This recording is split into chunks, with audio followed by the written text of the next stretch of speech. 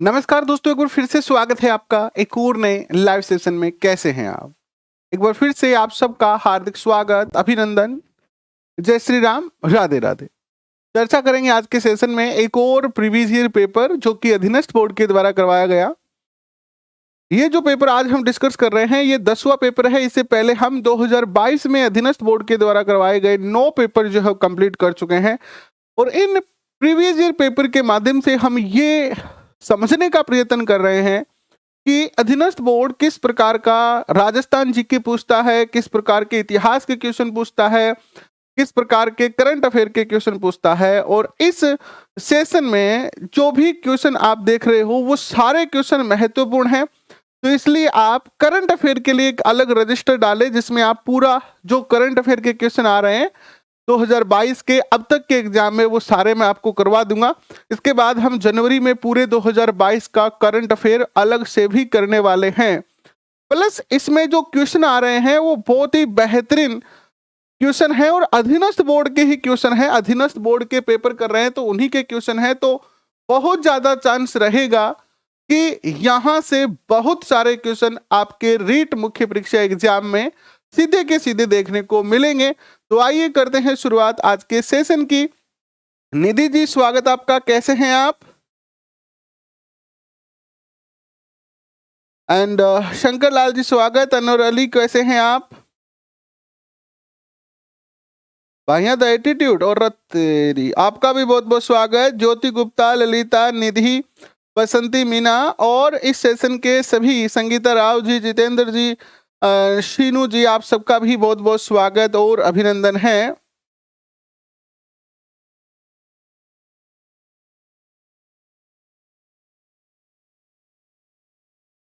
तो चलिए करते हैं आज के सेशन की शुरुआत और चर्चा करते हैं आज के सेशन में कुछ बेहतरीन प्रीवियस ईयर क्वेश्चन जो कि अधीनस्थ बोर्ड ने आपके पेपर में करवाए हैं। तो ये आपका 10वां सेशन है। इससे पहले हम जो है वो 9 सेशन कंप्लीट कर चुके हैं और ये सारे सेशन के क्वेश्चन आप एक एक क्वेश्चन को सजो के रखें, आपको देखने को मिलेंगे पेपरों में। तो आज हम चर्चा कर रहे हैं कनिष्ठ अभियंता यांत्रिक एवं विद्युत विभाग का एक पेपर हुआ था जो कि अधीनस्थ बोर्ड ने करवाया था 2022 में। इसकी जो परीक्षा तिथि थी वो थी 20 मई 2022। तो आइए देखते हैं कि इस पेपर में कैसे क्वेश्चन जो है वो पूछे गए थे। पहला क्वेश्चन आपके स्क्रीन पर कि वंश भास्कर किस भाषा में लिखा गया। बहुत ही प्यारा क्वेश्चन है, बहुत ही अच्छा क्वेश्चन है और पूछने लायक क्वेश्चन है। बताओ वंश भास्कर जो है वो किस भाषा में लिखा गया है? रविंद्र चौधरी, कैसे हैं? राम राम।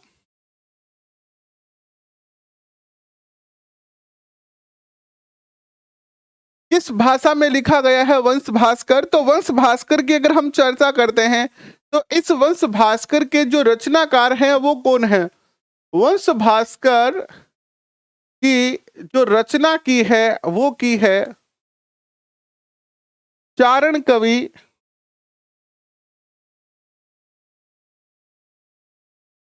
चारण कवि कौन है? चारण कवि बताओ। सूर्यमल मिश्र। चारण कवि सूर्यमल मिश्र ने जो है इसकी क्या की है? रचना की है। बट सूर्यमल मिश्र जो है इसकी पूर्ण रचना नहीं कर पाए थे। और सूर्यमल मिश्र जो है वो कहाँ के दरबार में रहा करते थे? तो बूंदी के शासक राम सिंह के ये दरबार में थे। किसके दरबार में थे? बूंदी के शासक राम सिंह के दरबारी कवि थे। ये दरबारी कवि थे। ठीक है, ये रचना जो है वो पूरी किसने की है? शुरुआत तो की थी सूर्यमल मिश्र ने, लेकिन इसे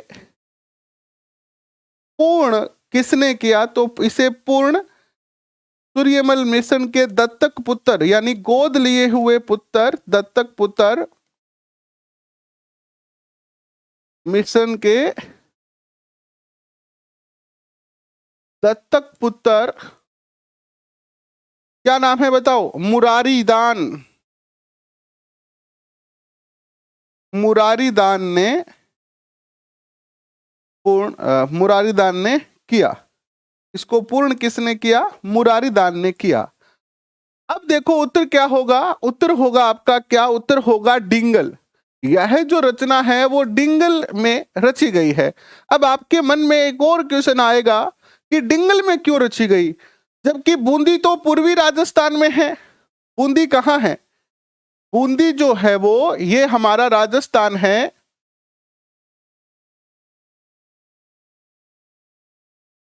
ये हमारा राजस्थान है।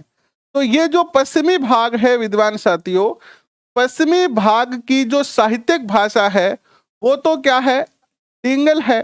और पूर्वी भाग की जो साहित्यिक भाषा है वो कौन सी है? पिंगल है, पिंगल। तो आपका कहना है कि सर बूंदी, बूंदी के अंदर अगर रचना हुई है तो फिर तो पिंगल में होनी चाहिए, लेकिन नहीं, पिंगल के अंदर इसकी रचना नहीं हुई, क्योंकि सूर्यमल मिश्र जो है वो पश्चिमी राजस्थान के कवि हैं। यानी कवि पश्चिमी राजस्थान के हैं, रहते हैं बूंदी के दरबार में, इसलिए इनकी जो रचना है वो भी किस में हुई है? डिंगल में इनकी जो रचना है वो हुई है। तो ये भी आपको पता चल गया कि पश्चिमी राजस्थान में डिंगल और पूर्वी राजस्थान में पिंगल साहित्यिक भाषा जो है वो रही है।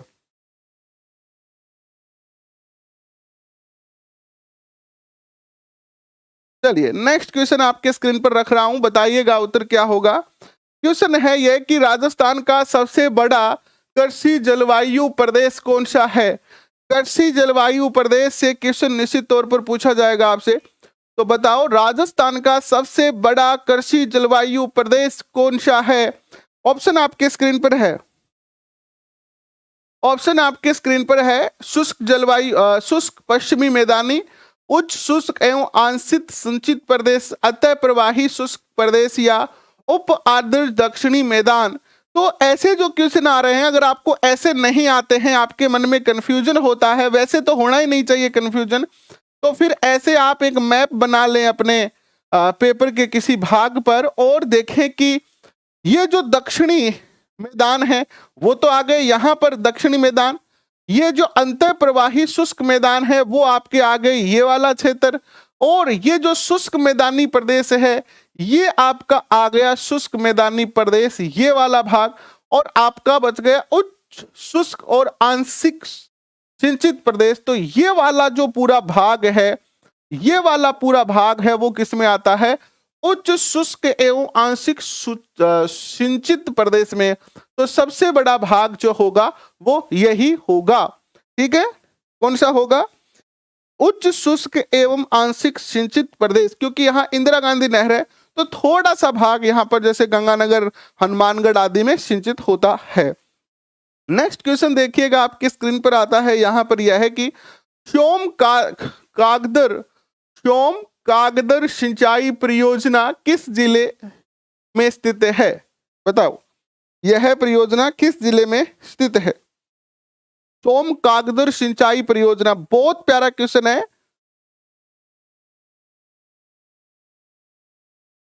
बहुत प्यारा क्वेश्चन है और निश्चित तौर पर क्वेश्चन पेपर में पूछे जाने लायक है। तो बताएं सोम कागदर जो सिंचाई परियोजना है वो राजस्थान के कौन से जिले से संबंध रखती है? तो यह जो परियोजना है,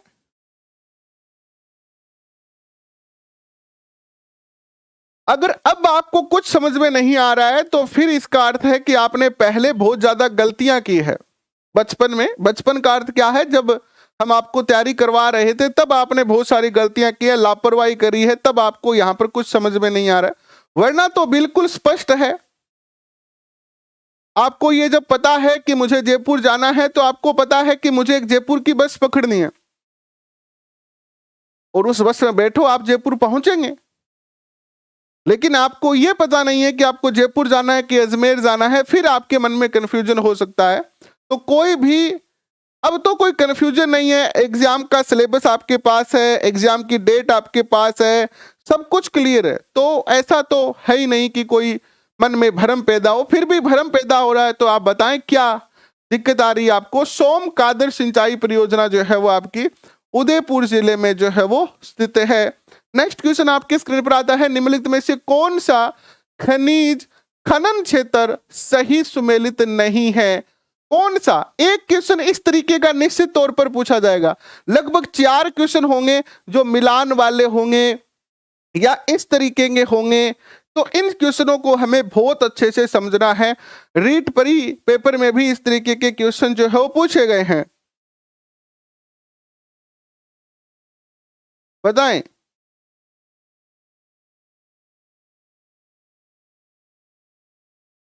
बताएं क्या उत्तर होगा। देखिए, कार्नेट जो है वो पन्ना, घिया पत्थर और रॉक फॉस्फेट। बताएं। देखो, रॉक फॉस्फेट तो बिल्कुल यहां पर सही है। रॉक फॉस्फेट कहां होता है बताओ? गार्नेट जो है राजमहल में सही है, पन्ना राजगढ़ में सही है, अलवर में। घिया पत्थर भी ऋषभदेव में सही है, लेकिन रॉक फॉस्फेट जो है वो सलादीपुरा में नहीं होता है। ये जो होता है वो कहां पर होता है? ये होता है झामर कोटड़ा उदयपुर। झामर कोटड़ा उदयपुर के अंदर जो है वो ये होता है। तो यहां पर उत्तर जो है वो गलत क्या हो जाएगा? डी हो जाएगा। नेक्स्ट क्वेश्चन आपके स्क्रीन पर, कोलू गांव किस लोक देवता से संबंध रखता है? कोलू गांव किस लोक देवता से संबंध रखता है? बताएं। कोलू गांव का संबंध कौन से लोक देवता से है?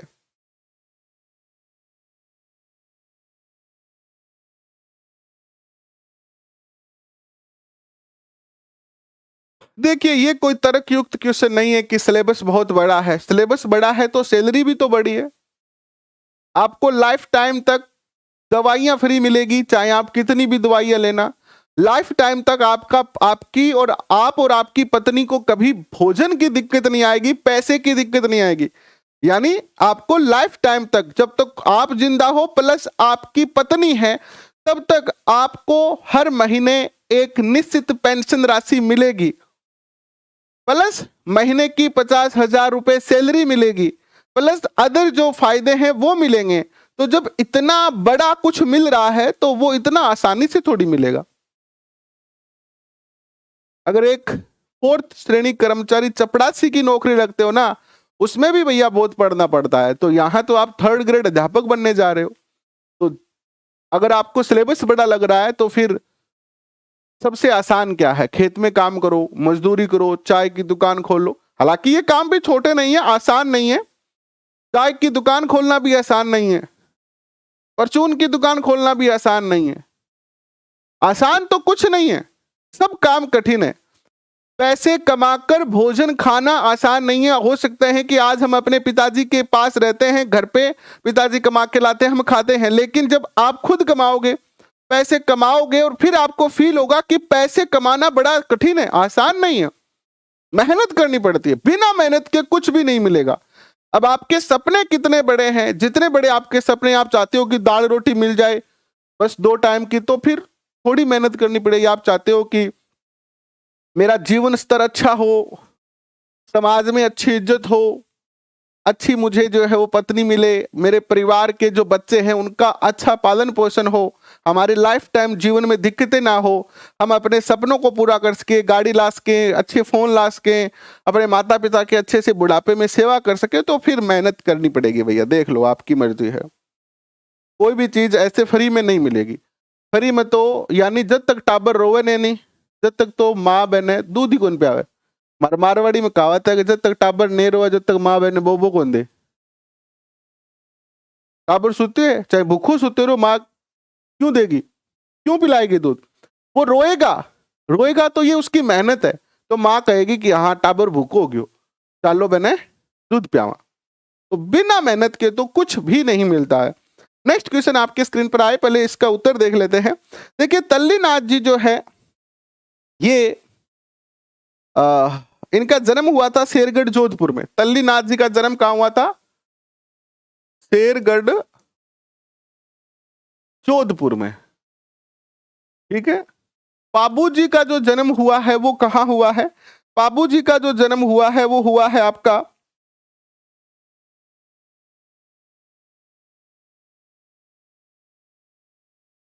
बाबूजी का जो जन्म हुआ है वो हुआ है आपका कोल्लू गांव में, कोल्लू गांव। और बाबूजी को जो है वो माना जाता था क्या, बाबूजी को जो है वो लक्ष्मण का अवतार कहा जाता था, लक्ष्मण का अवतार, ऊंटों का देवता, ऊंटों का देवता। देव नारायण जी जो है इनका जो क्षेत्र है वो कौन सा है, आसिंद भीलवाड़ा है, आसिंद भीलवाड़ा। और रामदेव जी जो है इनको आप सब जानते हो, इनका जन्म तो हुआ था उड़ू काश्मीर गांव बाड़मेर में। कहा हुआ था, उड़ू काश्मीर, उड़ू काश्मीर बाड़मेर। और इनके घोड़े का नाम था लीला, लीला घोड़ा था इनके पास। रामसा पीर के नाम से प्रसिद्ध हैं, हिंदू और मुस्लिम सब लोग इनकी जो है वो पूजा अर्चना करते हैं। बाबूजी का जो घोड़ा था उसका क्या नाम था, बाबूजी के घोड़े का नाम था केसर कालमी, केसर कालमी घोड़ा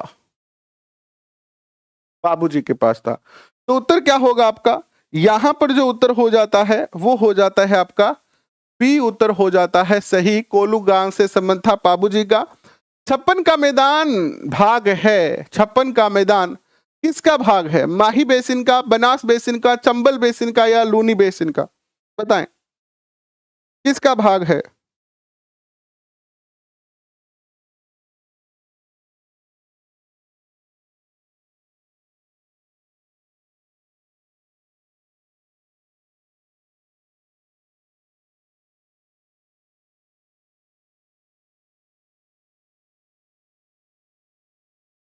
देखो, जिन बच्चों ने सेकंड ग्रेड एग्जाम दिया है और उनका पेपर अच्छा नहीं हुआ है, जिन्होंने मेहनत की है अच्छे तरीके से, उनका तो पेपर अच्छा हुआ है। लेकिन जिन बच्चों का पेपर अच्छा नहीं हुआ है उनको एक सीख मिल रही है। यहाँ पर हर चीज से हमें सीखना चाहिए। सेकंड ग्रेड का पेपर अच्छा नहीं हुआ तो आपको पता चल गया है कि आपका कहाँ कमजोरी है। राजस्थान जीके कमजोर है कि आपका सब्जेक्ट कमजोर है कि आपका कमजोर पार्ट क्या है, करंट अफेयर में कमी रही है। तो अभी आपके पास लगभग लगभग जो है वो 60-65 दिन का समय है, अभी भी 60-65 दिन का समय है आपके पास। जो सेकंड ग्रेड में गलतियां हो गई है उन गलतियों का पश्चाताप कर सकते हो, उन गलतियों को सुधार सकते हो और रीट मुख्य परीक्षा में अच्छा प्रदर्शन कर सकते हो। दो तरीके के लोग होते हैं, एक है जो पेपर खराब होने के बाद मुद्दा पड़ के सो जाए, रोटी कौन खावे, रोवे, जिदो रो करे, दूसरे के ऊपर गुस्सा उतारे। दूसरा लोग भी हुआ है कि पेपर अच्छो को नहीं हो, कोई बात नहीं, मेरी गलती, पेपर मैं सही तरीके से कौन पढ़ियो, मैं कुछ गलतियां करी, मैं आ काम में टाइम खराब करियो, अब मैं आ गलतियां ने सुधारूंगा। और मेरे कन आज से लगभग जो है वो 60-65 दिन, 60 दिन तो पक्का ही है, तो 60 दिन मेरे कन है। तो मैं आज 60 दिन आगे अंदर जो है वो मेरी जितनी भी सेकंड ग्रेड की गलतियां हैं बाने सुधार गए और रीट के माइनस सिलेक्शन लेऊंगा। अब धारी मर्जी है कि थे रोना चाहो कि पानो चाहो। पानो चाहो तो सेकंड ग्रेड ने भूल जाओ, भूल जाओ को अर्थ है कि बेंगी गलतियां ने तो लिख लो और अच्छाइयां हैं बाने एक्सेप्ट करो और एक 2 घंटा खाली बैठ जाओ कमरे के मायने, 2 घंटा कमरों बंद करके बैठ के चिंतन करो कि मेरे से गलती कठे हुई है और वह गलती ने पेज पर लिख लो, ए सब्जेक्ट गलत हुआ है, आ मैं कमजोर हो गयो, कमजोरी को कारण वो है कि मैं फोन चलायो, कि मैं ज्यादा बातें करी, कि मैं क्या करियो, वह गलती ने ढूंढो और वह गलती ने सुधार के अब जिको है वो रीट के पेपर में अच्छो प्रदर्शन करो, ताकि थाने देखो सेकंड ग्रेड की तैयारी कर रहे थे उन बच्चों के लिए एक और मौका है अगर पेपर अच्छा नहीं हुआ। लेकिन ये मौका जाने के बाद फिर अगले 2-3 साल आपके पास मौका नहीं आएगा। ये आपका एक तरीके से नेट प्रैक्टिस हो गई है सेकंड ग्रेड पेपर। तो 56 का मैदान आप सब जानते हैं कि माही बेसिन का जो भाग है वो 56 का मैदान है प्रतापगढ़ डूंगरपुर में। नेक्स्ट क्वेश्चन देखिए, राजस्थान में राजस्व मंडल की स्थापना जो है वो कब की गई है, राजस्व मंडल की स्थापना कब की गई, राजस्थान मंडल की स्थापना कब की गई है, राजस्थान में राजस्व मंडल की जो स्थापना की गई थी वो कब की गई थी? ये क्वेश्चन आपके स्क्रीन पर है, जल्दी से उत्तर बताएं क्या होगा।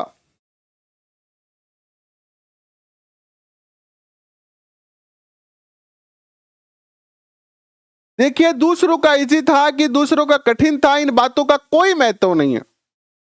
मारवाड़ी में एक और कहावत है कि जिम्मे बाद में लाडी चढ़ू हुए, जिम्मे बाद में चढ़ू हुए, यानी आपने भोजन कर लिया, उसके बाद आपको हाथ ही धोने हैं। अब आपने क्या खाया, क्या आपने नहीं खा पाया, आप उन बातों का कोई महत्व नहीं। पेपर दे दिया, आप चाहे कठिन हो चाहे वो सरल हो, आपने क्या किया, ये बातें अब आपके नियंत्रण में नहीं है। अब तो बात गई, अब तो आगे की सोचो। अब वो भूतकाल हो गया, कल की बात भूतकाल हो गई। तो देखिए, इसकी जो स्थापना हुई थी वो 7 अप्रैल 1949 में हुई थी। कब हुई थी? 7 अप्रैल 1949 में हुई। और कहा? अजमेर, अजमेर में हुई। इसका मुख्यालय कहाँ है? अजमेर में है। और इसके जो प्रथम निदेशक बने वो कौन बने? इसके जो प्रथम अध्यक्ष बने वो बृजचंद शर्मा बने। कौन बने प्रथम अध्यक्ष? अध्यक्ष भी पूछा जा सकता है, बृजचंद शर्मा, बृजचंद शर्मा। जब आपको क्लास में पढ़ाया जाता है तब आपके मन में अलग क्वेश्चन होते हैं, जब पेपर होता है तो फिर आपको दुख होता है। तो भैया पेपर में दुख ना हो इसलिए क्लास में दुख सह लो। मैं पिछले लगभग वैसे तो तैयारी तो आपको लंबे समय से करवा रहा हूं, लेकिन जब से रीट शुरू हुई तब की बात करूं तो लगभग 4 महीने हो गए। और मैं रोज ये बात कहता हूं कि रजिस्टर आपके पास होना चाहिए। ये रजिस्टर, यही आपकी सफलता का आधार है। रजिस्टर आपके पास होगा, आप उसमें लिखोगे तो ही सफल होगे। बिना लिखे सफलता नहीं मिलने वाली है। चाहे आप कुछ भी पढ़ लो, याद नहीं रहेगा। लिखी हुई चीजें हैं वो याद होती है, लिखी हुई चीजें जल्दी याद होती है। नेक्स्ट क्वेश्चन आपके स्क्रीन पर देखो क्या आता है। नेक्स्ट क्वेश्चन आपके स्क्रीन पर आता है, राजस्थान उच्च न्यायालय में न्यायाधीशों के कितने पद स्वीकृत हैं वर्तमान में? 2022 तक, दिसंबर 2022 तक कितने पद हैं जो कि राजस्थान उच्च न्यायालय में न्यायाधीशों के हैं? तो वर्तमान में न्यायाधीशों के जो पद हैं वो आपके कितने हैं? 50 पद हैं। और हमारे जो मुख्य न्यायाधीश है राजस्थान के, राजस्थान उच्च न्यायालय के मुख्य न्यायाधीश जो है वो कौन है बताओ? ये भी क्वेश्चन पूछा जा सकता है।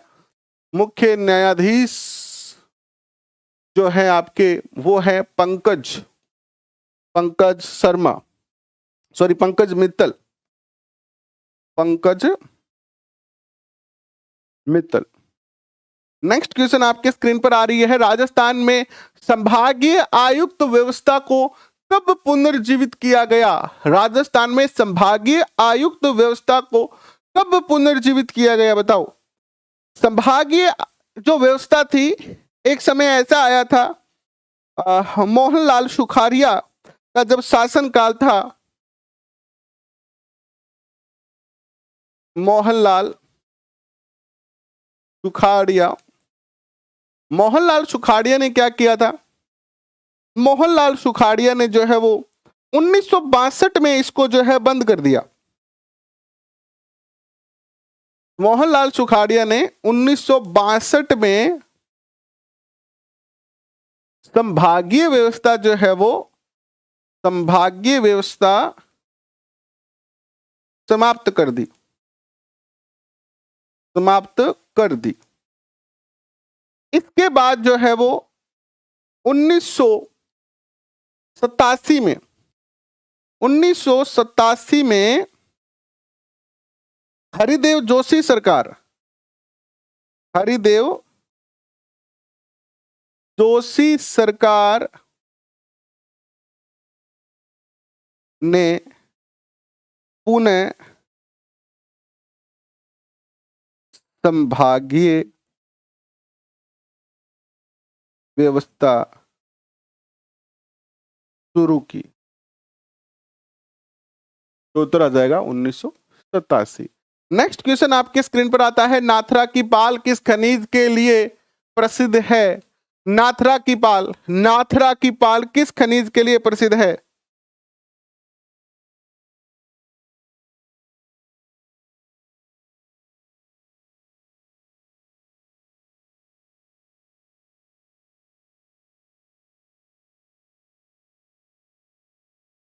ये जो बच्चे क्लास में बात करने आते हैं ना, यही बाद में क्लास में आके ये कहते हैं कि हमारा पेपर अच्छा नहीं हुआ, उसका पेपर कठिन आ गया, हमारे कुछ समझ में नहीं आ रहा है, हम क्या करें। बात करनी है, कोई बात नहीं, करते रहो, जीवन भर बात करते रहना। फिर बताओ, नाथरा की पाल, नाथरा की जो पाल है वो कहाँ है? तो ये नाथरा की पाल जो है वो आपकी उदयपुर में है। कहाँ है? उदयपुर में। और ये किस लिए प्रसिद्ध है? ये है लौह अयस्क के लिए प्रसिद्ध है। नेक्स्ट क्वेश्चन आपकी स्क्रीन पर आता है, निम्नलिखित में से कौन सी पर्वतीय चोटी है जो सिरोही जिले में अवस्थित नहीं है? कमलनाथ, अचलगढ़, देलवाड़ा और शेर। इसमें से कौन सी है जो सिरोही में नहीं है? सिरोही में नहीं है, वो बताना है आपको। सिरोही में नहीं है, जल्दी से बताएं कौन सी है जो सिरोही में नहीं है। देखिए, अचलगढ़, देलवाड़ा और शेर, ये तीनों ही जो है वो सिरोही में स्थित है। और ये जो कमलनाथ है ये कहाँ है आपकी? ये है आपकी उदयपुर में। कहाँ है? उदयपुर में है। तो ए उत्तर सही होगा। मैंने जितने भी चोटियां हैं अरावली की, उनका एक डाटा डाला है, इसको आप जरूर लिखना, आपके काम आएगा। देखो, गुरु शिखर जो है वो 1722 मीटर ऊंची है, सिरोही में स्थित है, दक्षिणी पश्चिमी अरावली पर्वत श्रृंखला की। शेर भी जो है वो कहाँ है? 1597 मीटर ऊंची, सिरोही में है, दक्षिणी पश्चिमी अरावली पर्वत श्रृंखला में। दिलवाड़ा भी सिरोही में है, जरगा जो है वो उदयपुर में है। ये पूरी जितने भी पर्वत चोटियां हैं सबको मैंने एक ही लिस्ट में आपके लिए डाला है, और आप इस लिस्ट को जरूर जो है वो नोट करना अपने रजिस्टर में, क्योंकि यहां से क्वेश्चन पूछा जाएगा। अरावली की टोटल 38 जो है वो चोटियां हैं, 38 चोटियां। अब देखो, ऐसे क्वेश्चन आपको, बालागढ़ कहां पर स्थित है? अलवर में। झालोरा पहाड़, झारोला पहाड़, झारोला कहाँ है? कोटड़ा पहाड़ कहाँ है? ऐसे क्वेश्चन आपसे बहुत बेहतरीन तरीके से पूछे जा सकते हैं। चीरावास का पहाड़ कहाँ पर स्थित है? अलवर में। कांकरवारा बहुत बार पूछा गया है, कांकरवारी तो अलवर में है। ठीक है, इसके अलावा जैसे बिलाली पर्वत कहाँ पर स्थित है? पवाई चोटी कहाँ पर स्थित है? तो ये सारे क्वेश्चन जो है वो महत्वपूर्ण सिद्ध होंगे। इसमें से जो आपको याद हो उनको छोड़ देना, बाकी सारा लिख लेना। राजस्थान में ऑक्सीजोन पार्क, ऑक्सीजोन पार्क क्या होता है? एक ऐसा पार्क जिसमें विशेष जो है वो माहौल क्रिएट किया जाता है, जहां पर आप अच्छे तरीके से जो है वो आपको व्यवस्था मिलती है। ऑक्सीजोन पार्क होता है जिसमें जैसे आपने देखा है ना कि आपने अगर आप अलवर से कोई अगर है तो अलवर में एक पार्क है कंपनी गार्डन, जिसे शिमला कहा जाता है। क्या कहा जाता है? शिमला। आप जब उस पार्क में जाओगे तो उस पार्क के अंदर एक विशेष जगह बनी हुई है, अगर आप वहां जाओगे और जून जुलाई का महीना है, बाहर 50 डिग्री टेम्परेचर, तो वहां अंदर आपको 30 डिग्री टेम्परेचर ही मिलेगा, क्योंकि वहां पर इस तरीके से माहौल क्रिएट किया गया है, उसे नाम ही शिमला दिया गया है। मैं एक बार अलवर गया था, तब मैंने देखा था, तो अंदर बहुत ठंडा पार्क है। तो इसी तरीके का पार्क जो है वो क्रिएट किया जा रहा है, जिसका टेम्परेचर बाहर के टेम्परेचर से अलग रहेगा, प्लस यहाँ और अच्छी व्यवस्था आपको मिलेगी। और यह जो पार्क है वो कोटा में स्थापित किया जा रहा है। नेक्स्ट क्वेश्चन आपके स्क्रीन पर आता है, लोक नाट्यकार नानूराम किस ख्याल के मुख्य प्रवर्तक माने जाते हैं? ए शेखावाटी ख्याल, जयपुरी ख्याल, हेला ख्याल या कुचामनी ख्याल? बताएं।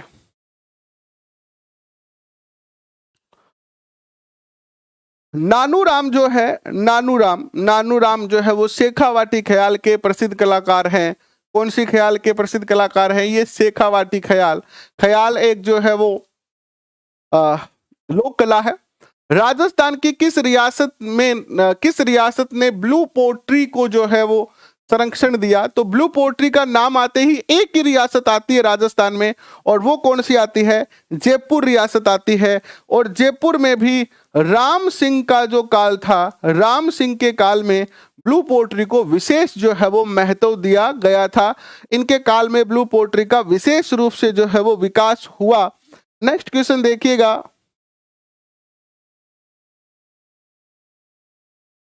वन लाइनर करवाएंगे, राजस्थान अध्ययन के वन लाइनर करवाएंगे, ऐसे 1 मिनट में नहीं हो पा रहे हैं वो। वन लाइनर बनाने में टाइम बहुत ज्यादा लगता है, फिर उनको टाइप करने में टाइम लगता है, तो वो भी करेंगे। राजपूत पेंटिंग शीर्षक से 1916 में किसने पुस्तक लिखी जिसमें चित्रकला का क्या किया था, विभाजन किया था। राजस्थान की चित्रकला का विभाजन, राजस्थान की चित्रकला का वैज्ञानिक विभाजन किया गया था। कौन सी पुस्तक में, राजपूत पेंटिंग। इस पुस्तक में किसने किया था, आनंद कुमार स्वामी ने, आनंद कुमार स्वामी ने। कब किया था, तो 1916 में किया था। नेक्स्ट क्वेश्चन आपके स्क्रीन पर आता है, यह है कि राजस्थान के इतिहास में हिंदू पद किस शासक को कहा जाता है। यह आपको बहुत अच्छे से पढ़ाया हुआ है। हिंदू पद, राजस्थान के पूरे राजवंश मैंने पढ़ाए हैं, उसमें हमने मेवाड़ का राजवंश पढ़ा है। तो बताओ हिंदू पद किसे कहते हैं।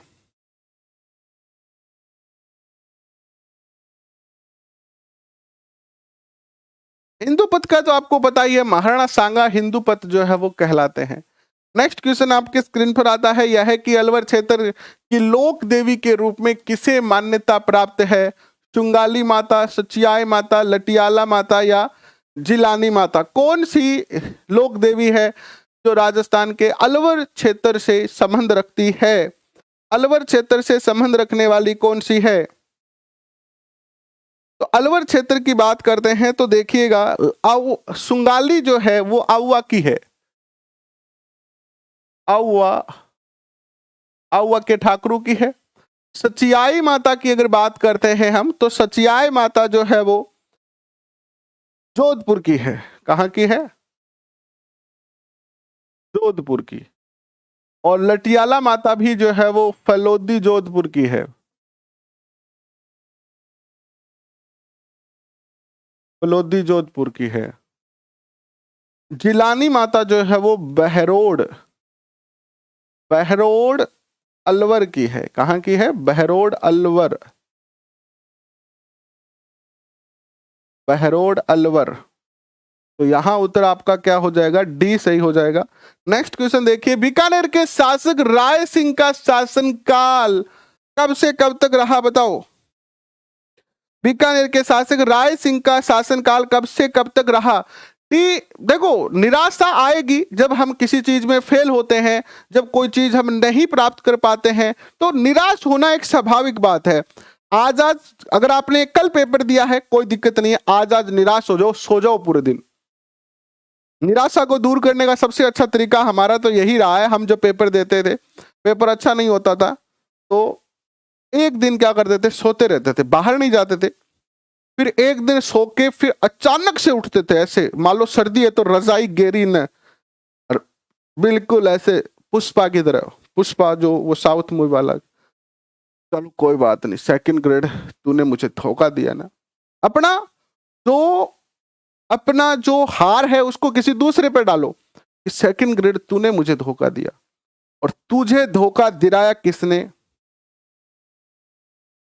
इंस्टाग्राम ने। मैंने इंस्टाग्राम पर रील देखी, और मैं जब रील देखने बैठता था तो मुझे पता नहीं चलता था कि 1 घंटा हो गई है कि 2 घंटा। ये इंस्टाग्राम तेरी खैर नहीं है, सबसे पहले उसको हटाओ, डिलीट करो, अनइंस्टॉल करो, फिर फेसबुक को अनइंस्टॉल। अब मेरे फोन से कचरा हो गया साफ।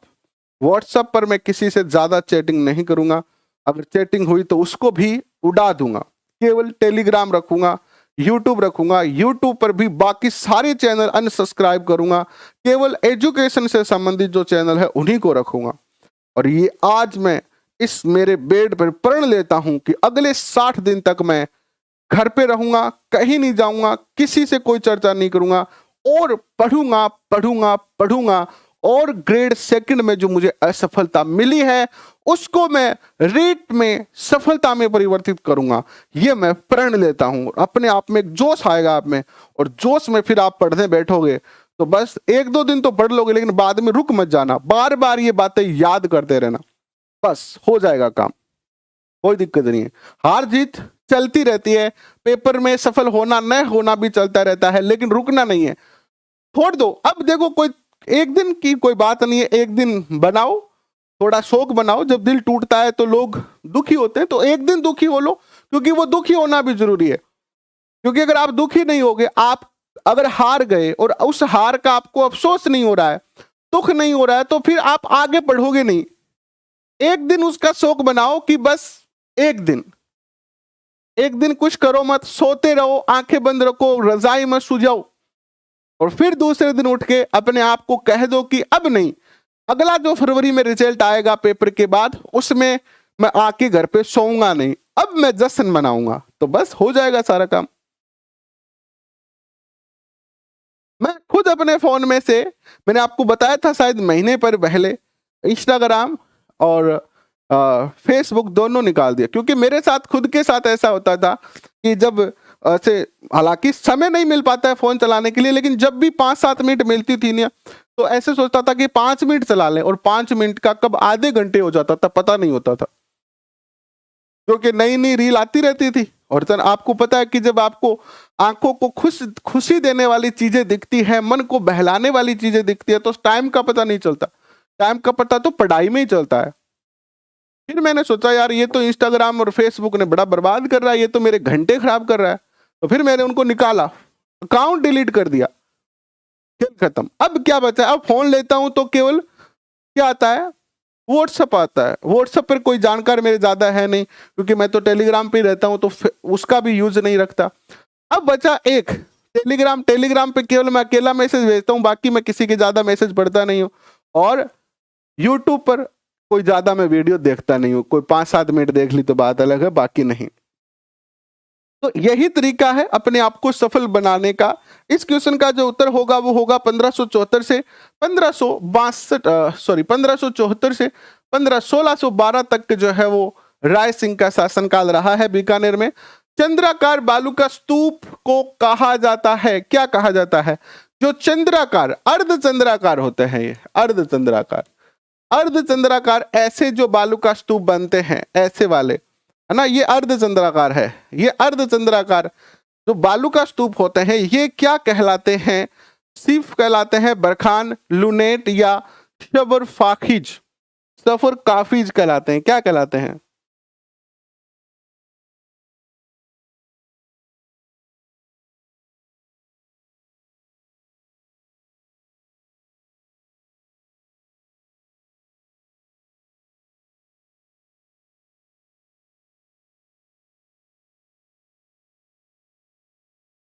देखिए ये जो है वो क्या कहलाते हैं? बरखान कहलाते हैं, बरखान।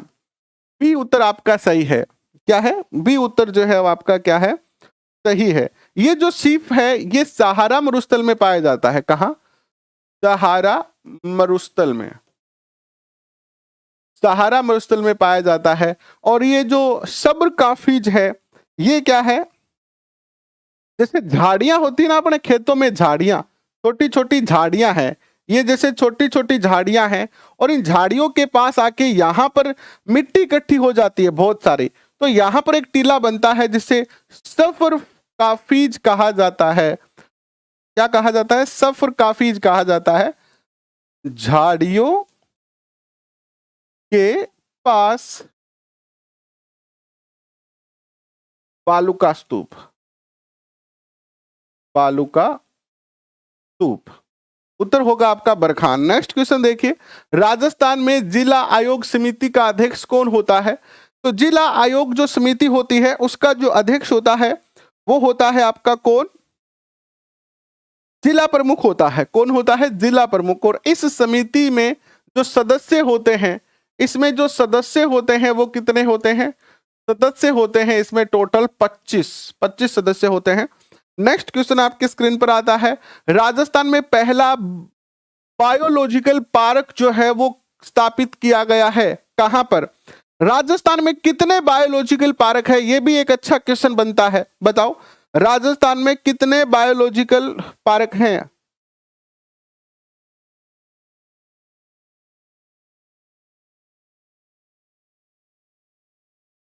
राजस्थान में टोटल 3 बायोलॉजिकल पार्क हैं, कौन कौन सा है? नाहरगढ़, नाहरगढ़ है पहला, नाहरगढ़ है और सज्जनगढ़ है और माचिया सफारी, सज्जनगढ़ और माचिया, 3 जो है राजस्थान में क्या है? बायोलॉजिकल पार्क है। लेकिन जो प्रथम है वो कौन सा है? प्रथम है आपका नाहरगढ़। कौन सा? नाहरगढ़। नेक्स्ट क्वेश्चन आपके स्क्रीन पर आता है, राजस्थान की किस नदी को रुंडित नदी कहते हैं? बच्चा बच्चा जानता है कि बाण गंगा नदी जो है वो रुंडित नदी कहलाती है। नेक्स्ट क्वेश्चन, कौन सा सही सुमेलित नहीं है? सही सुमेलित क्या नहीं है? पहाड़ों की नगरी डूंगरपुर को, राजस्थान का प्रवेश द्वार भरतपुर को, वस्त्र नगरी भीलवाड़ा को, पूर्व का पेरिस उदयपुर को। बताओ क्या यहां पर सही नहीं है? तो बच्चा बच्चा जानता है ना, कि पूर्व का पेरिस किसे कहते हैं? जयपुर को कहते हैं, जयपुर, जयपुर को कहते हैं। और उत्तर आपका डी हो गया है सही। नेक्स्ट क्वेश्चन, ऑकलवुड फोसिल पार्क स्थित है। ऑकलवुड फोसिल पार्क जो है वो कहां पर स्थित है? बताओ कहां पर स्थित है ऑकलवुड?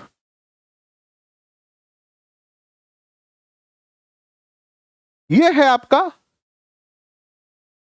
जैसलमेर में। नेक्स्ट क्वेश्चन आपके स्क्रीन पर आता है, निम्नलिखित में से कौन सा साहित्य कृति और लेखक सुमेलित नहीं है? प्रबंध चिंतामणि के लेखक कौन है? मेरुतुंग, राजवल्लभ के मंडन, पार्श्वनाथ चरित्र के श्रीधर और प्रबंध कोश के चंद्रशेखर। बताओ इसमें से क्या नहीं है सुमेलित? जो सुमेलित नहीं है उस पर क्लिक करें। देखिए प्रबंध कोश जो है इसके लेखक कौन है? चंद्रशेखर नहीं है, इसके लेखक है राजशेखर सूरी। कौन है? राजशेखर सूरी इसके जो है वो लेखक हैं। तो डी उत्तर होगा। नेक्स्ट क्वेश्चन आपके स्क्रीन पर आता है, यह है कि कोकिल देव ने आमेर को कछुआ राजवंश कब बनाया? कोकिल देव ने आमेर को कछुआ राजवंश जो है वो कब बनाया? तो बताओ कब बनाया?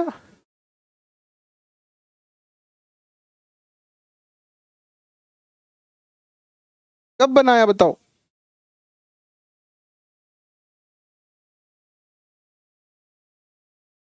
ये बनाया इन्होंने 1207 में। नेक्स्ट क्वेश्चन आपके स्क्रीन पर आता है, सूफी संत मीठे साहा की दरगाह निम्न में से किस दुर्ग में स्थित है? तो मीठा, मीठा होता है गन्ना, तो गन्ने से बनेगा गागरोन, गन्ने से बनेगा गुड़, और एक आएगा उत्तर सही आपका। नेक्स्ट क्वेश्चन आपके स्क्रीन पर आता है, राजस्थान के केशराय पाटन स्थित प्रसिद्ध हिंदू केशव मंदिर किस देवता को समर्पित है? हिंदू केशव मंदिर केशराय पाटन में स्थित है। बहुत प्यारा क्वेश्चन आपके स्क्रीन पर है, नोट कर लेना, इस क्वेश्चन को पूछे जाने की बहुत अच्छी संभावना है। और ये जो मंदिर है वो भगवान विष्णु को समर्पित है, भगवान विष्णु को समर्पित है ये मंदिर। नेक्स्ट क्वेश्चन आपके स्क्रीन पर आता है, यह है कि चित्रकला चित्रकार अली रजा हामिद रुकनुद्दीन रामलाल किस चित्रकला शैली से संबंध रखते हैं? तो ये एक पैटर्न देखना, ये पिछले 10 पेपरों में आप पैटर्न देखो। पेपर करवाने का कोई बहुत बड़ा एक उद्देश्य ये नहीं है कि केवल क्वेश्चन करवाना है, टेस्ट करवाना है। पेपर इसलिए भी आपको हम करवा रहे हैं कि आपको पैटर्न समझ में आए कि क्वेश्चन कहां से आ रहे हैं, किस तरीके के आ रहे हैं। ये देखो 10 के 10 पेपरों में चित्रकला का क्वेश्चन आया है एक, तो पता चलता है कि चित्रकला से क्वेश्चन आपसे निश्चित तौर पर पूछा जाएगा, और ये आप सब जानते हो बीकानेर में है। नेक्स्ट क्वेश्चन आपके स्क्रीन पर आता है, जहूर खा किस लोक वाद्य से संबंधित है? जहूर खा मेवाती जहूर खान, बताओ किस लोक वाद्य से इनका संबंध रहा है? तो जहूर खान जो है वो भपंग वादक है। क्या है? भपंग, भपंग बजाते हैं ये। नेक्स्ट क्वेश्चन आपके स्क्रीन पर आ रहा है, राजस्थान में पर्यटकों का एक प्रमुख आकर्षण पोदारों की हवेली जो स्थित है। पोदारों की हवेली बहुत प्यारा क्वेश्चन है। बहुत ही सुंदर क्वेश्चन आपके स्क्रीन पर है, पूछा जाने का पूरा पूरा संभावना है। पोदारों की हवेली कहाँ है? शेखावाटी के अंदर, नवलगढ़ में। कहाँ है? नवलगढ़। देखो नवलगढ़, मंडावा, फतेहपुर, ये महनसर, ये सारे ही हवेलियों के लिए प्रसिद्ध है। सोने की पोलिस वाली हवेली, सोने की हवेली यानी सोने की दीवारों पर पॉलिश की गई है, महनसर में है। मंडावा की चित्रकला बहुत प्रसिद्ध है। दुर्गादास राठौड़ ने मारवाड़ के किस शासक को नदी पर बिठाने में, गद्दी शब्द होना चाहिए था, गद्दी पर बिठाने में सहयोग किया? तो दुर्गादास राठौड़ और अजीत सिंह।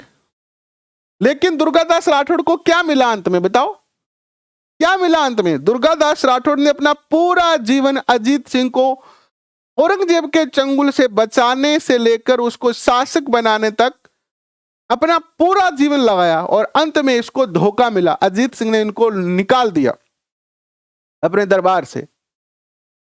तो वफा को तो धोखा ही मिलना है, वफा को बेवफाई मिलनी निश्चित है, ये बात आप मान के चलो। आप चाहे किसी पर कितना भी विश्वास कर लो, लेकिन आपको मिलेगा क्या बदले में? बेवफाई मिलेगी। तो इन बातों का कोई दुख नहीं होना चाहिए। ये इतिहास आज से 100-200 वर्ष पहले भी ऐसा ही हो रहा था, तो आज भी ऐसा ही होगा। नेक्स्ट क्वेश्चन देखो, राजस्थान में बहरूपिया कला का जो प्रसिद्धि दिलाने का श्रेय जाता है वो किसको जाता है? बहरूपिया कला को किसने, बहरूपिया कला यानी भांड कला, अपनी मारवाड़ी भाषा में नापक के इसका भांड कला। तो जानकीलाल भांड जो है वो बहुत ही प्रसिद्ध है, और भांड खास तौर पर कद बने हैं होली के अवसर पर भांड बन के आवे है। इतिहासकार G.H. ओझा के अनुसार मतीरे की राड जो है वो किसके मध्य हुई थी, कब हुई थी? मतीरे की राड की बात करते हैं तो नागौर के जो शासक थे इस समय कौन थे?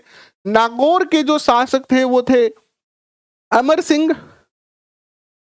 अमर सिंह, और बीकानेर के जो शासक थे, बीकानेर के शासक थे आपके कौन, बताओ? कर्ण सिंह। और कर्ण सिंह और बीकानेर के मध्य ये युद्ध हुआ था। मान लीजिए ये सीमा है, ये बीकानेर है इधर और ये इधर नागौर है, दोनों की सीमा आज भी लगती है। यहाँ के खेत में मतीरे की बेल लगी, यहाँ जाके मतीरा लगा, और यही लड़ाई का कारण बना 1644। दोनों ही मुगल दरबार में थे तो वहां पर इनका समझौता करवा दिया। लड़ाई ज्यादा कोई बड़ी नहीं हुई। पश्चिमी रेतीला मैदान की पूर्वी सीमा निर्धारित होती है। जो पश्चिमी रेतीला मैदान है, देखो ये क्वेश्चन समझना, क्वेश्चन नहीं समझोगे तो उत्तर सही नहीं हो पाएगा। ये आपका क्या है, राजस्थान है, और इस राजस्थान में ये है पश्चिमी रेतीला मरुस्थल, है ना। अब इसकी पूर्वी सीमा, यहां इसकी सीमा क्या है ये बताना है। देखो यहां से गुजरती है अरावली, क्या गुजरती है? अरावली। तो अरावली क्या है? 50 सेंटीमीटर वर्षा रेखा ही तो है अरावली। तो उसका उत्तर भी क्या हो जाएगा? अब आपका उत्तर भी इसका हो जाएगा 50 सेंटीमीटर वर्षा रेखा। भाई इस मरुस्थल को रोकने का कार्य कौन कर रही है? अरावली कर रही है, और ये अरावली राजस्थान को 50 सेंटीमीटर वर्षा रेखा में डिवाइड करती है, इसीलिए यहां पर उत्तर होगा 50 सेंटीमीटर वर्षा रेखा। नेक्स्ट क्वेश्चन, राजस्थान का राज्य वृक्ष कौन सा है? राजस्थान का राज्य वृक्ष का वैज्ञानिक नाम दे रखा है, तो बताओ क्या होगा उत्तर? उत्तर होगा प्रोसिपिस सिनेरिया यानी खेजड़ी। नेक्स्ट क्वेश्चन आपके स्क्रीन पर आता है, यह है राज प्रशस्ति का काल कौन सा था? राज प्रशस्ति कब लिखी गई थी? राज प्रशस्ति लिखी गई थी 1676 में, राज सिंह ने लिखाई थी ये। नेक्स्ट क्वेश्चन, राजस्थान विधानसभा के सदस्यों की संख्या बता दो। तो देखो राजस्थान विधानसभा के अंदर 1952 में तो सदस्य थे 160, 1952 में 160 सदस्य थे। 1957 में इनको बढ़ाकर कितना कर दिया? 176 कर दिया। इसके बाद 1967 में हो गए 184, और फिर जो है वो 1977 में इनको क्या कर दिया? 1977 में इनको 200 कर दिया। तो ये सारे ही याद रखना आप, ये मोस्ट है, इनमें से कोई भी लाइन पूछी जा सकती है। यहां पूछ लिया कि 200 कब हुए, तो 1977 में। अगर पूछ लेते कि 167 कब हुए, 160 कब हुए, तो ये सारे क्वेश्चन आपके इसी एक क्वेश्चन के साथ जुड़ गए हैं। Last question, sorry second last question, Rajasthan लोक सेवा गारंटी अधिनियम 2011 लागू हुआ, कब लागू हुआ ये? तो ये लागू हुआ आपका 16 नवंबर 2011 को। लास्ट क्वेश्चन आपके स्क्रीन पर, ओसिया के मंदिर समूह किस वंश की देन है? ओसिया, ओसिया कहाँ है? जोधपुर में है। और जोधपुर में शासन था किनका? प्रतिहार वंश का पहले, सॉरी जोधपुर। ओसिया के जो मंदिर है वो जोधपुर में नहीं है, हाँ सॉरी जोधपुर में है। वहां पर पहले प्रतिहारों का शासन था, बाद में राठौड़ों का शासन था। तो डी उत्तर आपका जो है वो यहाँ पर सही होता है। ये हो गए आज के 40 क्वेश्चन। पेपर में ही 40 क्वेश्चन थे, तो 40 क्वेश्चन आपको करवा दिए। कल हम पेपर करेंगे एक और, उसमें भी 40 क्वेश्चन है। और इस तरीके से मैं आपको टोटल 91 पेपर करवाने का प्रयत्न कर रहा हूं यहां पर। और ये 91 पेपर अगर आप कर लेते हो, अच्छे से इन क्वेश्चनों को पढ़ लेते हो, और अच्छे से इन क्वेश्चनों के साथ जो अन्य कॉन्सेप्ट मैं बता रहा हूं, अन्य चीजें जो बता रहा हूं, उनको भी याद कर लेते हो, तो राजस्थान जीके में आपको रीट के पेपर में बहुत बड़ा एक सहयोग मिलेगा, बहुत बड़ा सहयोग मिलेगा। ये बात आप पूर्णतः मेरी विश्वास कर सकते हो कि राजस्थान जीके में आपको बहुत बड़ा सहयोग मिलेगा। और इन सारे क्वेश्चनों की पीडीएफ टेलीग्राम पर है। अभी के लिए बस इतना ही। बहुत बहुत धन्यवाद। Thank you.